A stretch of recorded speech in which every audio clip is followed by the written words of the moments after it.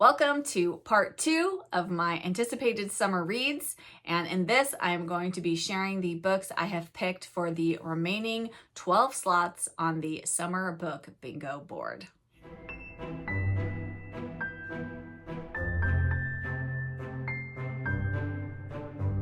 Hello book friends, I'm Jen and welcome to my reading life. I am back today to share with you the remaining 12 squares of the summer book bingo board and the books that I have selected to potentially read for each of these categories. And if you haven't already seen it, my first video where I talk about the Summer Book Bingo Challenge being hosted by Tiffany over at Beautiful Minutia. I have all the details of that and I will link that video in the description box down below if you'd like to check that out. I will also link Tiffany's channel and her video where she talks about all things Summer Book Bingo. But I think we should just dive right in because I have a lot of books to get through and a lot of categories to talk about. And yes, I know you all are here for the books, so let's dive right in.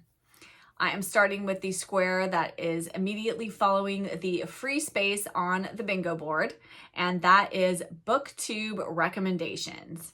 And for that category, I have 3 books. The first book is a middle grade book, and it is In the Year of the Boar and Jackie Robinson by Bet Bao Lord.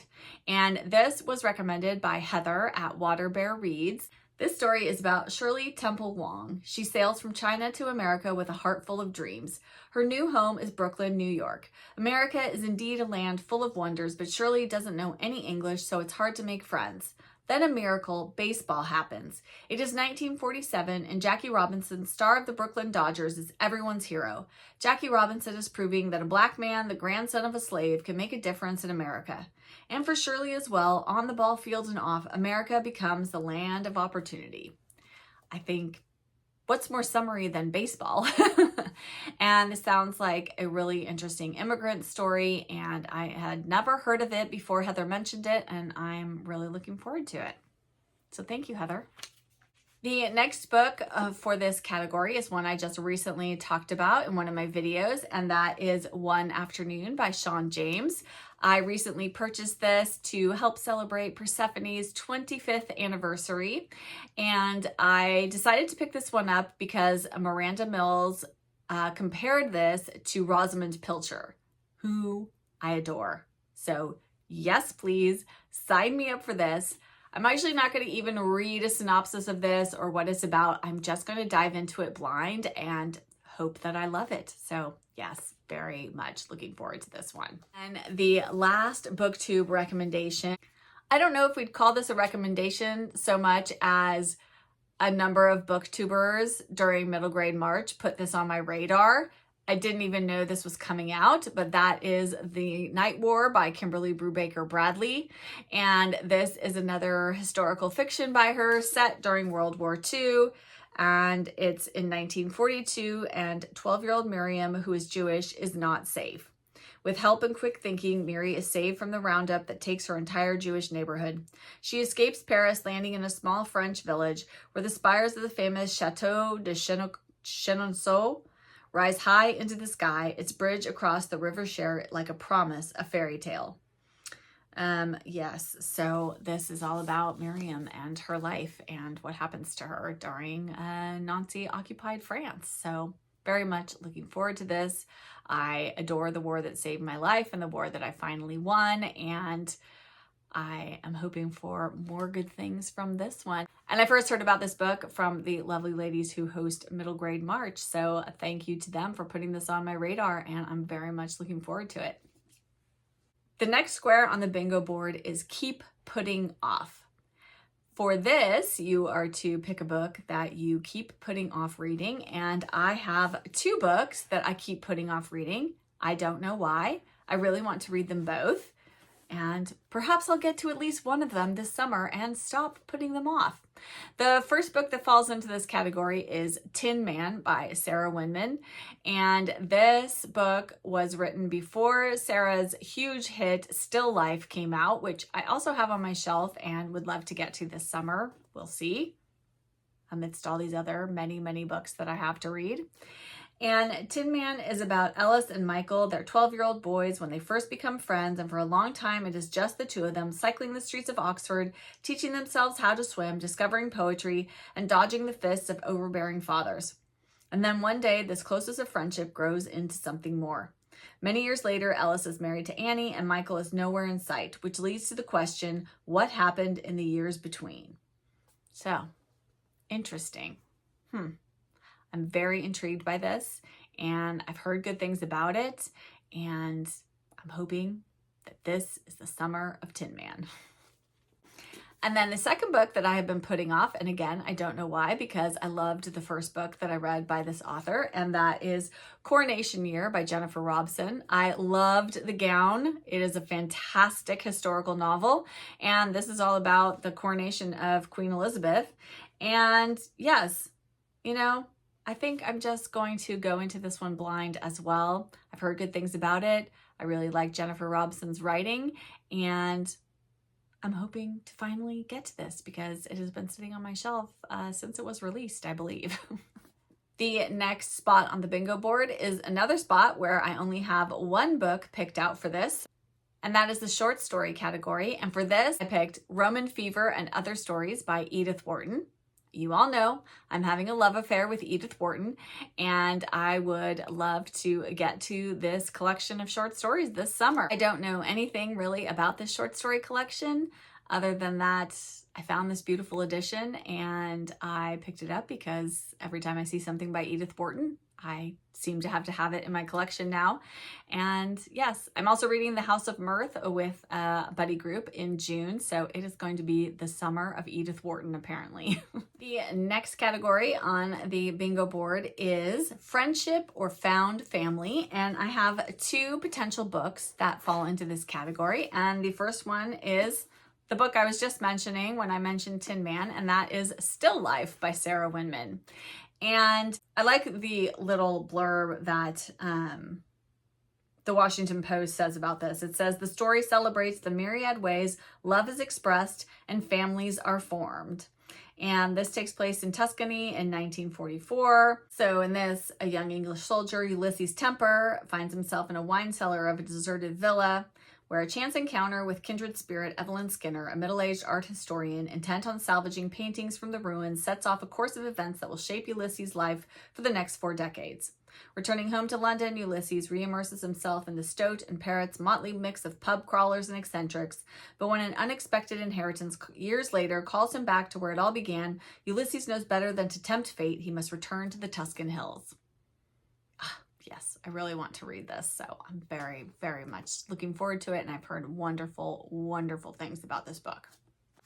And it sounds like it has a friendship and found family element to it, so we shall see. And then the next book that I picked for this category is Molly Fox's Birthday by Deirdre Madden. And in this, let's see, it says, it is the height of summer and celebrated actor Molly Fox has loaned her house in Dublin to a friend while she is away performing in New York. Alone among all of Molly's possessions, struggling to finish her latest play, she looks back on the many years and many phases of her friendship with Molly and their college friend Andrew and comes to wonder whether they really knew each other at all. I think I heard about this one on the TR Books podcast, and I can't remember exactly what was said about it, but it must have been something intriguing enough to have me pick up a copy of it. And yes, that sounds really good. I am excited to get to this one. Again, I am never going to get to all of these books. These are all just possibilities.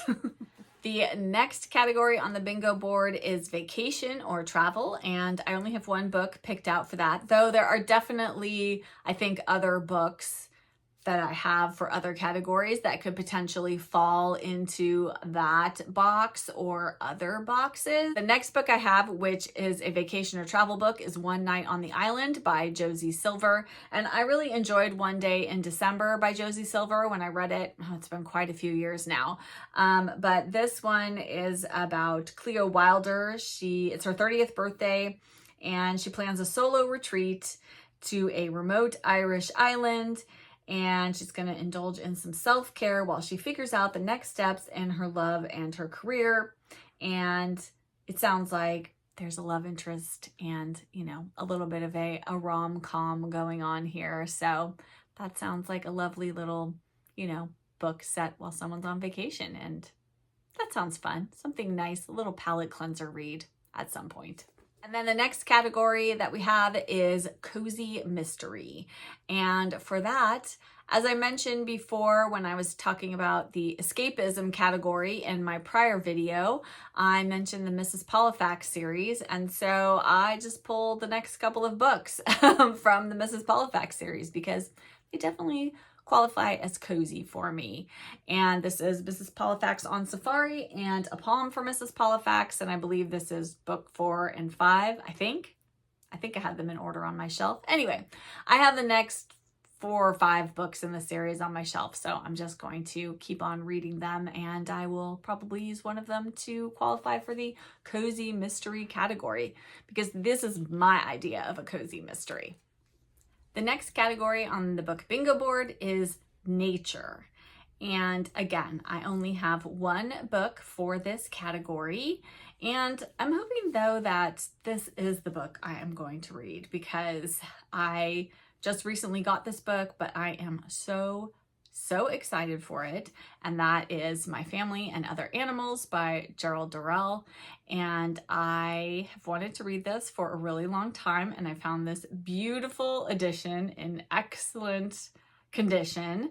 And this is all about Gerald Durrell when his family moves to the mountains of Corfu, and they are very sort of eccentric family, and Gerald is an animal lover, nature lover, and I couldn't think of a better book to fit into the nature category than this, though I might have some others that fall into this category once I start reading them. I don't know, so we shall see, but this one for sure, and I think this will be such a good summary read. Then the next category is one where I thought I might not have anything that qualified for this, but I did end up finding a couple of things, and the category is sci-fi or fantasy.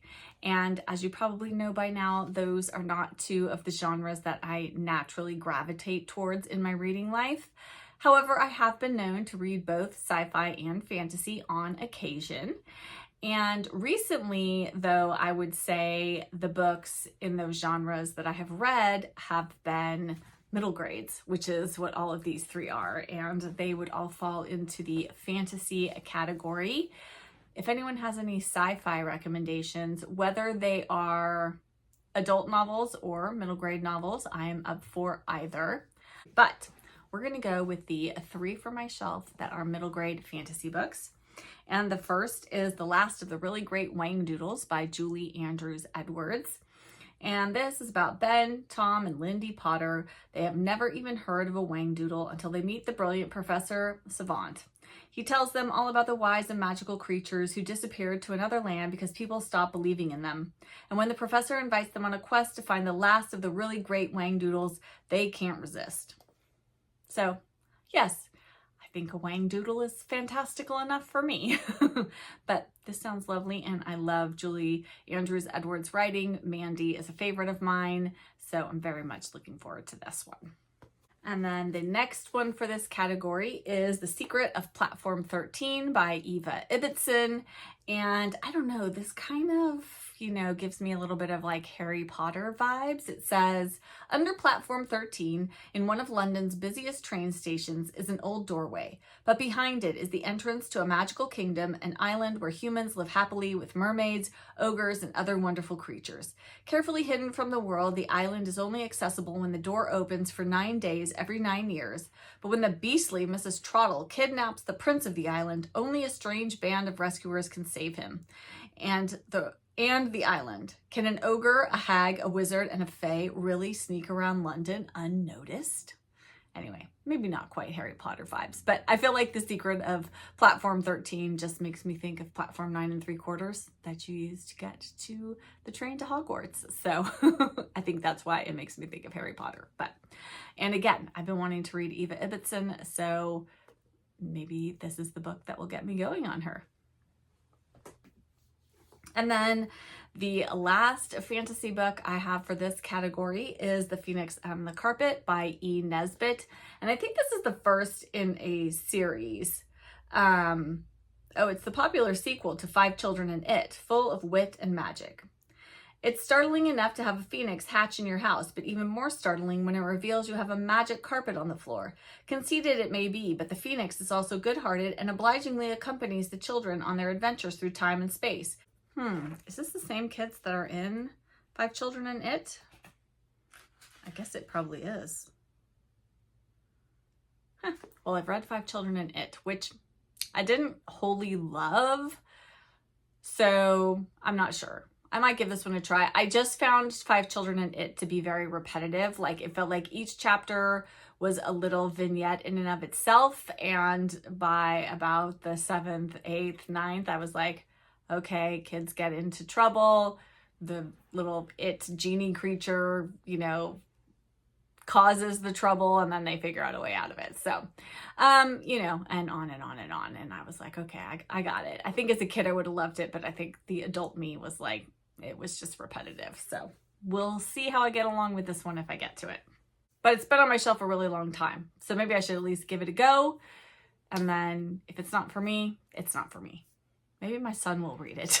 The next category is Buzzy Book. And when Tiffany talked about this category in her video, she mentioned that it could be a book that's being really hyped about right now, or it could be something from the past couple of years. And so that's sort of what I went with. So I have 3 books, which to me, I think were pretty buzzed about at one point or another.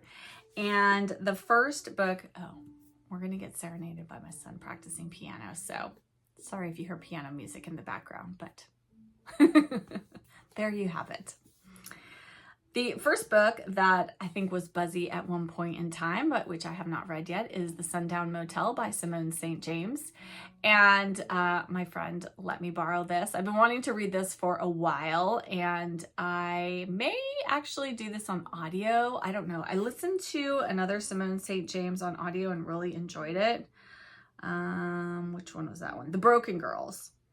And I really did like that. And I had read The Haunting of Maddie Clare many, many years ago, and I liked it. I didn't love it, but I really enjoyed The Broken Girls, and I have high hopes for this one.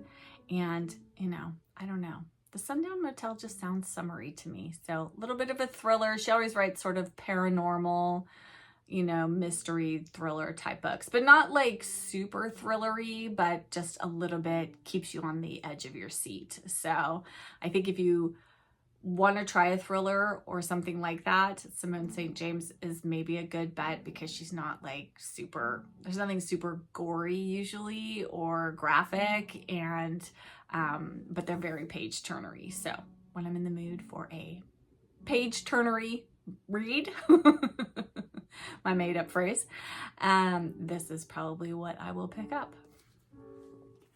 And then another buzzy book, which I just got when it was released in March, was The Hunter by Tana French.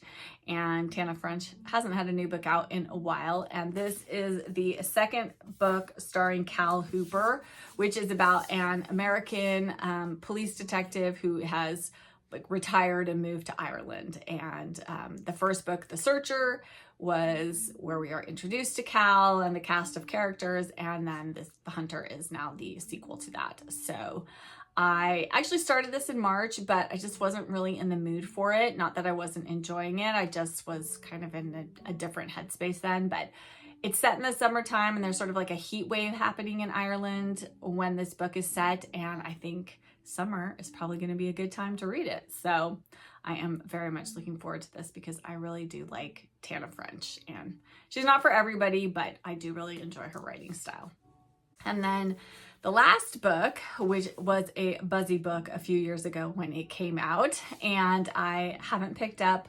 I've heard some mixed reviews about it, so if you've read this one, please let me know what you thought of it, and that is The Lincoln Highway by Amor Towles.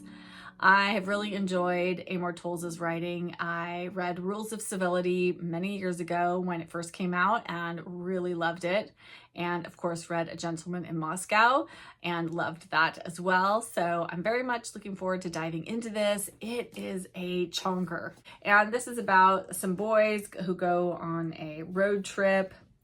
I think they've been in like juvenile detention, and he's picked up, or one of the boys has Emmett Watson. This is 1954, and he's picking up his 8-year-old brother, and he's going to head to California, hopefully start over in a new life. So, and this covers just 10 days, and is told from multiple points of view. And I think it's just as they travel across country. So a road trip story. I guess this could also qualify for the sort of vacation travel type story as well. Yes, but if you've read this, let me know what you thought of it, because I think it's one of those books where like there was so much hype about it when it first came out, and then sometimes I feel like I need to let the hype die down a little bit before I read books like this. So yeah, I'm a late bloomer when it comes to buzzy books, especially recently. Okay, 3 more categories and then we are all done. The next category is what one of my most recent videos was about, and that is a reread. And I have 2 rereads here. The first reread that I would like to get to this summer is Evil Under the Sun by Agatha Christie. It has been so many years since I read this, and I love all of Agatha's books set in the Middle East, as this one is. And it says, the beautiful bronzed body of Arlena Stewart lay face down on the beach, but strangely, there was no sun and Arlena was not sunbathing. She had been strangled. Ever since Arlena's arrival, the air had been thick with sexual tension. Each of the guests had a motive to kill her, including Arlena's new husband. But Hercule Poirot suspects that this apparent crime of passion conceals something much more evil. You know, I thought this one was set in the Middle East, but now I'm not 100% sure that it is. Maybe it's set in England, just at the beach. I guess I'll have to dive in and remind myself what it's about. It's clearly been a very long time since I've read this. And then my next reread is one which I had on my May TBR, but I don't think I'm going to get to it this month. So if not, I'm going to roll it over to the summer, and that is Daddy Longlegs by Jean Webster.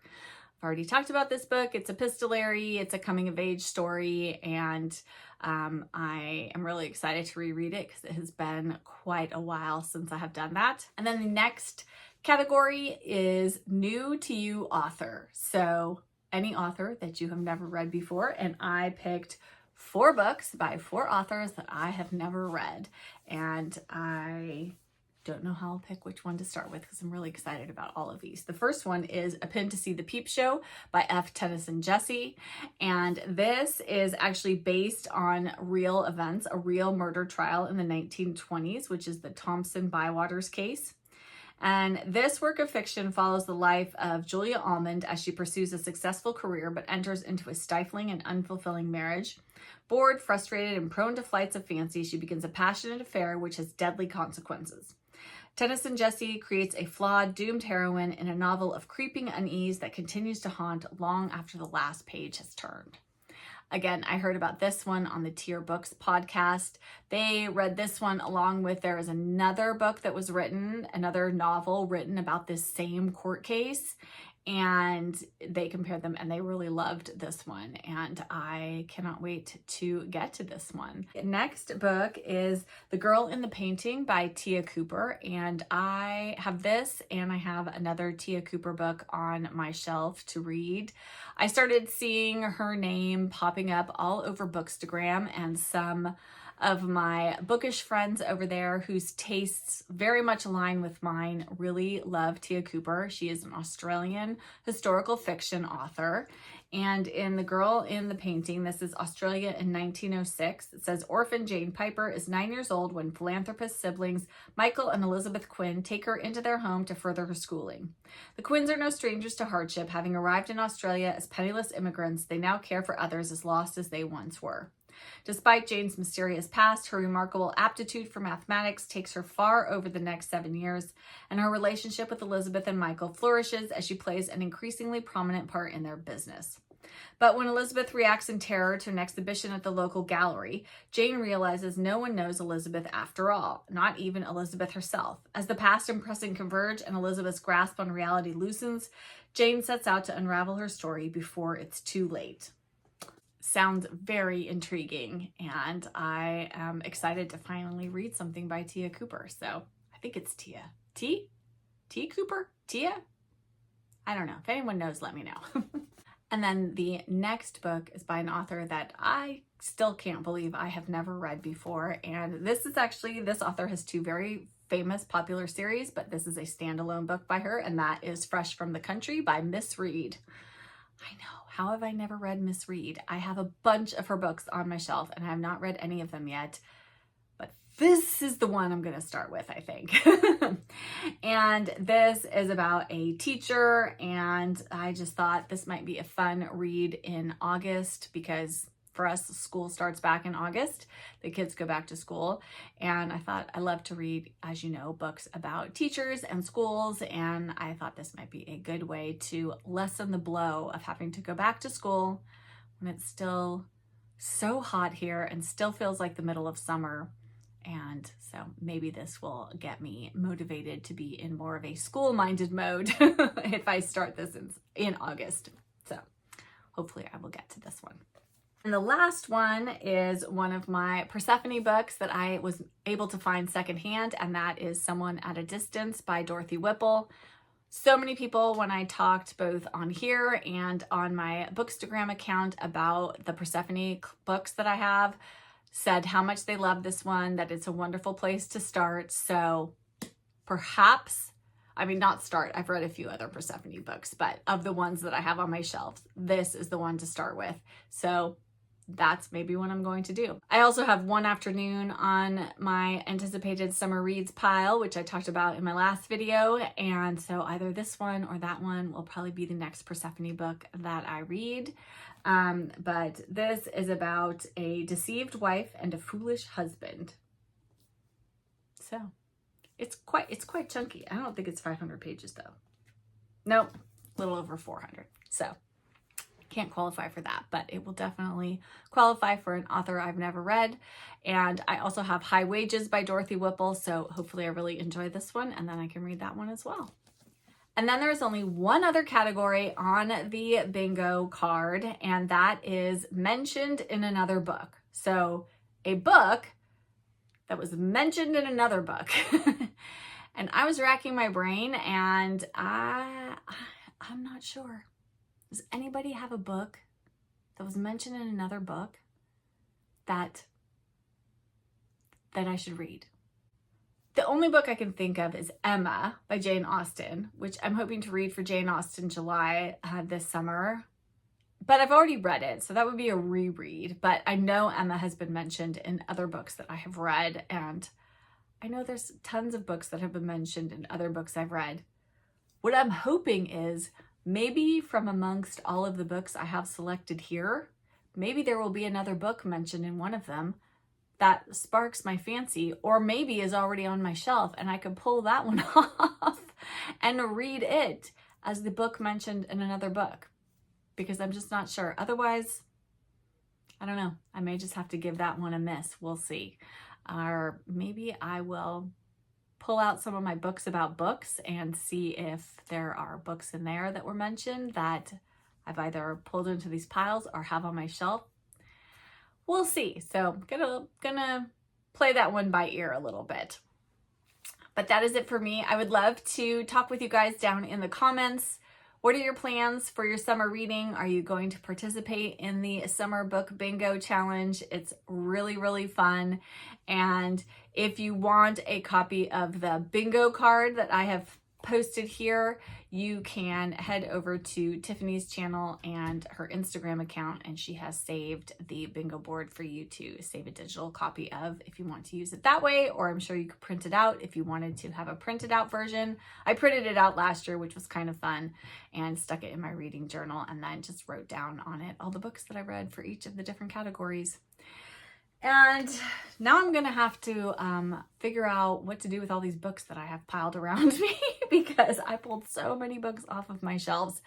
I think I'm going to make a list of everything, what categories they fall into, what months I might particularly want to read them in this summer, and then put them back on the shelves. Otherwise, I'm just gonna have a pile of books surrounding me for the rest of the summer, and that will probably make me crazy.